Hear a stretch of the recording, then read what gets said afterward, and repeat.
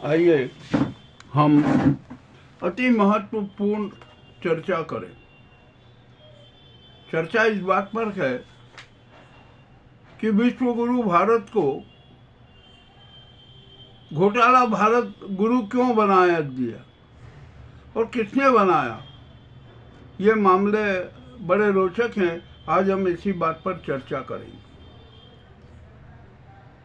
तो साथियों, आप हम सबको पता है 147 करोड़ जनता को संज्ञान है कि सनातन धर्म के 10 मूलभूत सिद्धांतों को आधार बनाकर विश्व में सनातन धर्म की ध्वजा फहराई। समूचे विश्व ने स्वीकार किया कि जो सनातन धर्म के 10 मूल सिद्धांत हैं ना, वे मानव कल्याण के हैं, लोक हित वाले सिद्धांत हैं और सबने उनको मान्य किया। हर पंथ में उन्हीं 10 बातों को किसी न किसी रूप में प्रस्तुत की गई और भारत को विश्व गुरु का दर्जा दिया गया। यह दर्जा आज तक था, किंतु अब है ना, इस दर्जे की हत्या कर दी गई है, हत्या की जा रही है। यह बड़ा गंभीर मुद्दा है। इस पर 147 करोड़ जनता को सोचना पड़ेगा, आत्मदर्शन करना पड़ेगा, आत्मचिंतन करना पड़ेगा और विवेकवादी सकारात्मक निर्णय भी लेना पड़ेगा। तो आइए हम थोड़े जो महत्वपूर्ण घोटाले हुए हैं ना, उनकी चर्चा करें। हमारे भारत में घोटाले, कांड, धोखाधड़ी, कमीशनबाजी, टोपेबाजी और हर तरह विश्वासघात और राष्ट्र और समाजद्रोही कृत राष्ट्रवाद बन गए, हमारी संस्कृति बन गए, संस्कार बनते जा रहे हैं। यह हमारे लिए चिंता की बात है और भारत के गौरवशाली अस्तित्व के लिए भी खतरे की बात है। हम ज़्यादा कुछ भूमिका न बांधते हुए हम सिर्फ आज थोड़े थोड़े जो महत्वपूर्ण घोटाले हैं हम उनकी चर्चा करते हैं। सबसे बड़ा प्रधानमंत्री पद पर जो बैठे हुए नरेंद्र मोदी हैं, उनके सबसे बड़े घोटाले की बात करते हैं। अरे शैक्षणिक डिग्रियां है सबके पास में, सब लोग सार्वजनिक कर देते हैं, बता देते हैं। तो प्रधानमंत्री को भी अपनी जो डिग्रियां है ना, वो सार्वजनिक कर देना चाहिए। नहीं, किंतु वो उसमें घोटाला है, वो डिग्रियां फर्जी है, न्यायालय की मोहर लग चुकी है, किंतु बताई नहीं जा रही। क्यों नहीं बताई जा रही? इसके भी अनेक कारण है। यदि बता देंगे तो प्रधानमंत्री पद से त्याग पत्र देना पड़ेगा। ठीक है, आपने जो भी कुकृत्य किया है ना, वो भारत के इतिहास में लिखा जाएगा, काले अध्याय के रूप में रहेगा। और आपने अपने पाप छिपाने के लिए न्यायपालिका को भी दबाव में डाला। न्यायपालिका कहती है कि शैक्षणिक डिग्री व्यक्तिगत होती है। अरे भैया, जब व्यक्तिगत होती है तो आप हमें यहाँ रोजगार के समय कहीं भी हम एम्प्लॉयमेंट जाते हैं, वहाँ जाते हैं, तो क्यों मांगते हो डिग्री? क्यों उसकी सत्य प्रति मांगते हो? ये तो ऐसा चर्चा नहीं है। दोहरा चरित्र, दोहरा न्यायिक निर्णय भी जनता को स्वीकार नहीं है, पसंद नहीं है। और चाहे प्रधानमंत्री हो, मंत्री हो, धन कुबेर हो, कारपोरेट्स हो, नेता हो, और चाहे कोई भी हो, आम आदमी हो, कोई कानून से ऊपर नहीं है। सब संविधान के अंतर्गत हैं और संविधान के अनुसार ही चलना पड़ेगा। चाहे वो न्यायपालिका हो, समाज पालिका हो, संसद हो, विधायिकी हो, और चाहे राष्ट्रपति हो, सबको संविधान के अनुरूप चलना पड़ेगा। यह सबसे पहला बहुत बड़ा कांड है। इतना बड़ा कांड है कि जिसकी कोई सीमा नहीं। ये काला कांड है। इस काला कांड का खामियाजा भारत भुगत रहा है और भुगतेगा। आइए अब यहाँ पर हम बात करते हैं। यहाँ पर गरीब गरीब गरीब के नारे लगाते हैं और जुमलेबाजी करते हैं। हमने गरीबी मिटा दी, अरे हमने तो 85 करोड़ लोगों को खाद्यान्न दे रहे, ये एहसान जता रहे। मामला बड़ा विचित्र है। ये तो बहुत बड़े जुमलेबाज हैं, बहुत बड़े इवेंटबाज हैं, प्रायोजित कार्यक्रम करते हैं। इनके सारे काले कारनामे इतने घिनौने हैं कि जिसकी कोई सीमा नहीं। ये भी इनका एक कांड है। देखिए कि किसानों के कर्ज माफ नहीं कर सकते, गरीबों के आर्थिक मदद नहीं कर सकते, परंतु जो कारपोरेट पूंजीपति हैं, बिल्कुल डिफॉल्टर हैं, उनके 41,000 करोड़ माफ कर दिए। और जब बैंक की रिकवरी आई ना, तो जो उनका ड्यू था वो भी ये सरकार चुका रही है। ये भी एक बहुत बड़ा घोटाला है, शातिर घोटाला है। अभी आरबीआई ने भी और कैग ने जो घोटालों की जो सूची प्रस्तुत की है, उसका जवाब भी नहीं दे रहा। ये भी अपने आप में एक शातिर घोटाला है। अरे ये लोग तो है ना, संविधान की हत्या करना चाहते हैं, विधान की हत्या करना चाहते हैं, सनातन धर्म की हत्या करना चाहते हैं, तिरंगे की हत्या करना चाहते हैं, राष्ट्रवाद की हत्या करना चाहते हैं, सामाजिकता की हत्या करना चाहते हैं, मानवीय मूल्यों की हत्या करना चाहते हैं। यह भी एक बहुत बड़ा इस गुजराती और संघी गैंग का है। इससे भी कोई इनकार नहीं कर सकता। आइए अडानी का केस जो है पूरा आपको पता ही है, कुछ कहने की जरूरत नहीं है कि भारत को अडानी भारत बनाने का इनका शातिर षड्यंत्र है। यह भी एक बहुत बड़ा घोटाला है देश के साथ, देश की जनता के साथ। ये भी आप याद रख लीजिए। इसके बाद आइए हमारा ये चुनाव आयोग है ना, जिसको हम तो चूना लगाओ आयोग कहते हैं।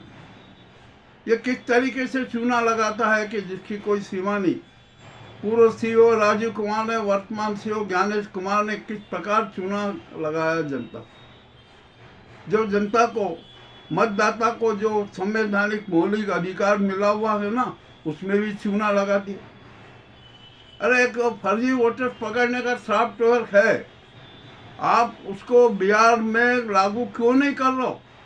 आपने उसको अवॉइड कर दिया और फर्जी मतदाता सूची आपने प्रसारित कर दिया और उसके आधार पे आप मतदान करवा रहे। 12.5 लाख फर्जी मतदाता नई SIR की मतदाता सूची में है, जिनके कुछ पते नहीं है, कुछ भी नहीं है। एक घर में 2-2, 3-3, 5-5 और 100-100, 200, 250, 500, 900 मतदाता रजिस्टर्ड हैं। ये कितना बड़ा घोटाला है। देश की जनता के साथ घोटाला है, प्रजातंत्र के साथ बड़ा घोटाला है। ये घोटाला एक बहुत बड़ा दिक्कत है। ये प्रजातंत्र की हत्या करने वाला घोटाला, नागरिकों के संवैधानिक अधिकार की हत्या करने वाला घोटाला है। इसकी सजा मिलना चाहिए। पूर्व राजीव कुमार और वर्तमान सीईओ ज्ञानेश कुमार को तत्काल गिरफ्तार किया जाना चाहिए। ये सारे घोटाले उजागर होंगे। आपने दिल्ली का आबकारी घोटाला देखा, उसमें किस तरह के नाटक हुए सबको पता है। इलेक्ट्रल बॉन्ड का कितना बड़ा घोटाला हुआ, हजारों करोड़ का वसूली कर ली, मगर उस घोटाले पर भी किसी को शर्म नहीं आई। यही नाजी गुजराती गैंग। आज संघ के पास में खरबों की अरबों की चल अचल संपत्ति है, वो कहाँ से आई? विदेशों से कितना धन मिला, सरकारों ने कितना धन दिया, कितने जमीन दी। अरे ये भी एक बहुत बड़ा घोटाला है, ये सरकारी घोटाला है, इसकी भी जांच होना चाहिए। चलिए ठीक है, ये जो इतने हमने घोटाले गिनाए ना, इतना ही घोटाले काफ़ी, मगर इसके बाद भी मैं और जो नए ताज़े घोटाले आपके सामने प्रस्तुत करूँगा। छत्तीसगढ़ में 3,206 करोड़ का आबकारी घोटाला हो गया, शराब घोटाला हो गया। EOW ने जांच की। अब जांच में मंत्री, नेता, अफसर और अनेक दल्ले, व्यापारी सब शरीक हैं। इतना बड़ा घोटाला है कि हद से ज़्यादा। 3,206 करोड़ में किन किन की कितनी भागीदारी रही होगी, ये भी आम बात है। ये कोई ढेबर करके है, उसके खाते में 90 करोड़ की बात आ रही है। ये मामला सुप्रीम कोर्ट में गया। सुप्रीम कोर्ट ने बड़ा संज्ञान लिया और ईओडब्ल्यू को निर्देश दिया कि आप 3 माह के अंदर संपूर्ण रिपोर्ट, घोटाले के संपूर्ण विवरण न्यायालय के सामने प्रस्तुत करें। चाहे उसमें कोई भी हो, मंत्री हो, नेता हो, उनके पुत्र हो, अफसर हो, जो भी हो, सबका खुलासा होना चाहिए। यदि नहीं हुआ ना तो ईओडब्ल्यू पर भी कार्रवाई होगी। अब तो कानून बन चुका है कि जांच एजेंसी है, यदि पक्षपात पूर्ण जांच करती है तो उसकी भी जांच हो सकती है।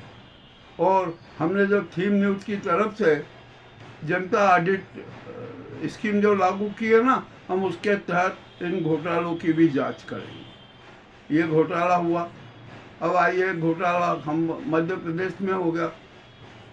सिवनी जिले का घोटाला है। वहाँ पर पुलिस ने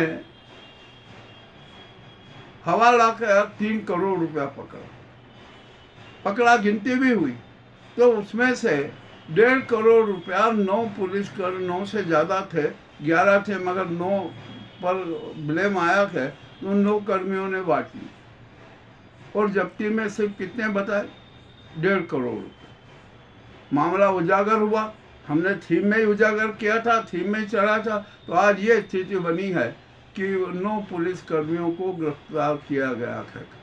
उसमें एसडीओपी तक भी चढ़ी गई और जो वर्तमान एसपी थे ना, उनका भी स्थानांतर कर दिया गया।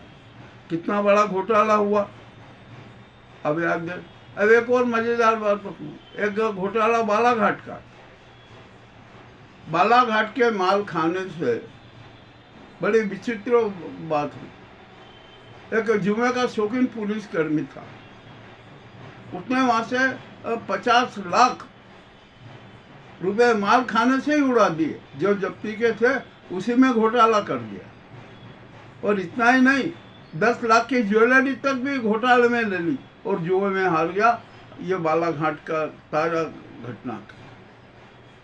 और क्या इसमें ज़्यादा बताएं। अभी इंदौर में एक हमारे यहाँ पर रिटायर आबकारी अधिकारी हैं धर्मेंद्र सिंह भदौरिया, उनके 2 जगह ग्वालियर और इंदौर के उसमें छापे लगे। उसमें भी भारी माल मिला, जबकि उनके नौकरी के आय के मान से 2 करोड़ रुपए होना था, किंतु वहाँ तो उनके यहाँ वहानी करोड़ों के निकले। 2.5 किलो सोना निकला, 3 किलो चांदी निकली, 80 लाख रुपया नकद मिला। और अभी जांच जारी है। यह खेल कितने करोड़ों का होगा ये भी बहुत जल्दी उजागर हो जाएगा। लोकायुक्त की सारी रिपोर्ट रात तक आ जाएगी या कल तक आ जाएगी कि क्या हुआ क्या नहीं हुआ। अब यहाँ पर ये घोटाला भी बड़ा विचित्र हुआ। अब आइए हमारे यहाँ पर, हम मध्य प्रदेश में उज्जैन में CM 2028 होने वाला। यहाँ पर अभी से ही घोटाले चल रहे हैं, कांड चल रहे हैं, कमीशनबाजी चल रही है, मगर जांच कौन करेगा? ये भी बड़ी विचित्र बात है।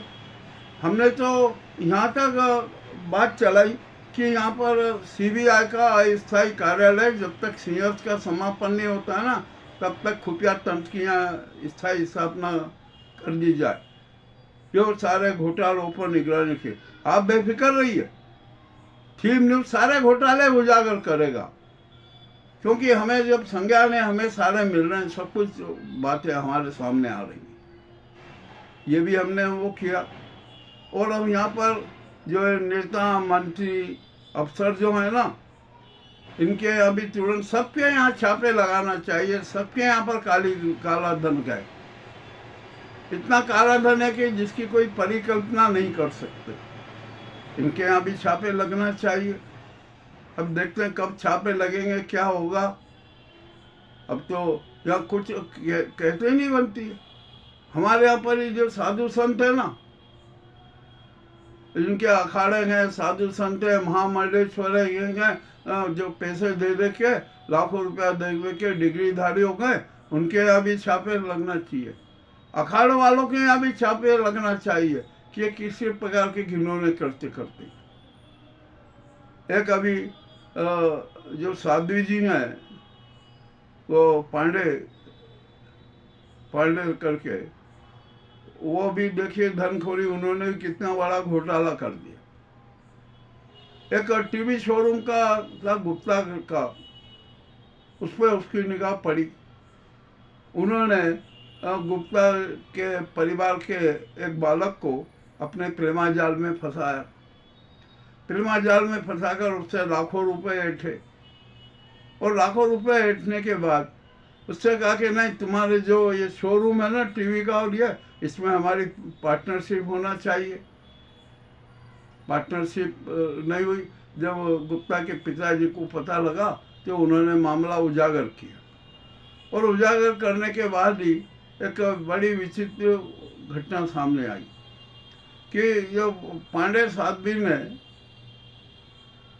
एक किलर को बुलाया कि ये जो गुप्ता है ना, प्रदीप गुप्ता, इसकी हत्या कर दी जाए। उसका फोटो बताया, मगर उसने इनकार कर दिया। तो उसने जो प्रोफेशनल किलर है, व्यावसायिक हत्यारे हैं, उनको बुलाया। उनको 3 लाख में सुपारी दी, 1 लाख रुपया नगद दिया और उस गुप्ता की हत्या करवा दी। उनका जो पति पांडे था ना, वो फरार हो गया, गिरफ्तार हो जाएगा, कहीं जाएगा नहीं। और अब तो अभी जो सूचना, ताज़ी सूचना आई है कि जो साध्वी पांडे भी गिरफ्तार हो गए, पुलिस उनको टांग के लिए। तो ऐसे ऐसे तो कांड हो रहे हैं। अब यहाँ पर आइए, हम यहाँ पर आराधना स्थलों के कांड की बात बताऊं। अभी अभी आपने 4-5 दिन पहले ये समाचार जरूर पढ़ा होगा कि जूनागढ़ में पर्वत श्रेणी में गोरखनाथ जी का मंदिर है। अब उसमें वहाँ लोग जाते नहीं है, कुछ नहीं करते हैं, चढ़ोतरी आते हैं, ठीक है। तो वहीं के 2 कर्मियों ने एक साथी षड्यंत्र रचा। उन्होंने कहा कि एक काम किया जाए, मंदिर को प्रसिद्ध किया जाए, इसको मनोवादी संस्कृति से जोड़ दिया जाए, मनोवादी सारे इकट्ठे हो जाएंगे, अपना मंदिर प्रसिद्ध हो जाएगा। तो उन्होंने गोरखनाथ जी की मूर्ति तोड़ दी, और मूर्ति तोड़कर उसको जंगल में फेंक दी, और बाद में प्रचार करके देखिए यहाँ किसी उपद्रवी तत्वों ने यहाँ गोरखनाथ जी का मूर्ति खंडित कर दी। वहाँ हंगामा मचा, मनोवादी इकट्ठे हो गए, अरे ये कृष्णा, ये तो किसी मुस्लिम का काम है, उसको धार्मिक रूप दे दिया गया। और हमारे जो ये आदित्यनाथ है ना, इनका तो खून उबल पड़ा हुआ, भड़क उठे कि अरे गोरखनाथ जी की मूर्ति खंडित कर दी, और जितने भी खंडित की उनको कठोर से कठोर सजा दी जाना चाहिए। बड़ा हंगामा मचा, ये मनोवादियों ने खूब हंगामा मचाया। पुलिस ने और खुफिया तंत्र ने जांच की, तो मूर्ति तोड़ने वाले कौन निकले? मई के 2 कर्मी, गोरखनाथ मंदिर के ही 2 कर्मी, उन्होंने मूर्ति तोड़ी और मूर्ति को जंगल में फेंक दिया और ये झूठा प्रचार करवाया। पहले जब पुलिस ने पकड़ा उन्हें तो नानुकूल करते, और बाद में जब सख्ती की गई तो उन्होंने अपने सारे अपराध स्वीकार कर लिए। ये तो ऐसे ऐसे तो छात्र घोटाले हो रहे। और अभी तो यहाँ हमारे यहाँ महाकाल मंदिर है ना, महाकाल मंदिर, यहाँ पर एक महाकाल महालोक बना है, उसमें कितने बड़े बड़े घोटाले हुए कि जिसकी कोई सीमा नहीं। खाली मंदिर के महालोक के उद्घाटन का व्यय कितना, 6 करोड़ रुपया, 6 करोड़ रुपया आया। ये भी अपने आप में विचित्र बात है। और यहाँ पर दूसरी एक बात बताऊँ, जो मूर्तियाँ लगाई थी वो एक हवा में ही गिर पड़ी। अब बाद में वहाँ पर और मूर्तियों के नाम पर भी हो गया कि, और अब आया कि अब पत्थरों की मूर्तियाँ लगाएंगे। वाह भाई, कितने साथी घोटाले करते जाओगे। यह है हमारे घोटाले इंडिया की एक कहानी।